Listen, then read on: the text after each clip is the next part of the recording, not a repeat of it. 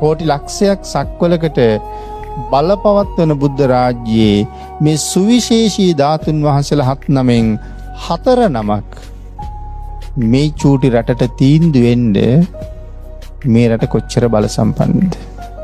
ඉතින් එහෙමනම් මේ ලෝකෙ කොහේ ඉපදුනාටත් වඩා ලංකාවේ පින් කරන්න බැරිද?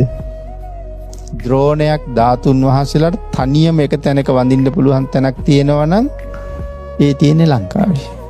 අකු ධාතුන් වහන්සේලා දෙනමගෙන් එක නමකට වැඳ ගන්න අවස්ථාව තියෙනවා නම් ඒ ලංකාවේදී විතරයි. දකුණු අකු ධාතුන් වහන්සේ වැඩ ඉන්නේ ලංකාවේ. වාම අකු ධාතුන් වහන්සේ කොහේ වැඩ ඉන්නවද කියලා කවුරුවත් දන්නේ නැහැ. නමුත් පුංචි සටහනක් ධර්මයේ තියෙනවා වැඩ ඉන්නේ බඹලොව කියලා. ඉතින් එහෙ ගිහිල්ලා වාම අකු ධාතුන් වහන්සේට වඳින්න අපිට තව කොච්චර කල්යයිද දන්නේ නැහැ. බඹලොව යන්න එපෙයි.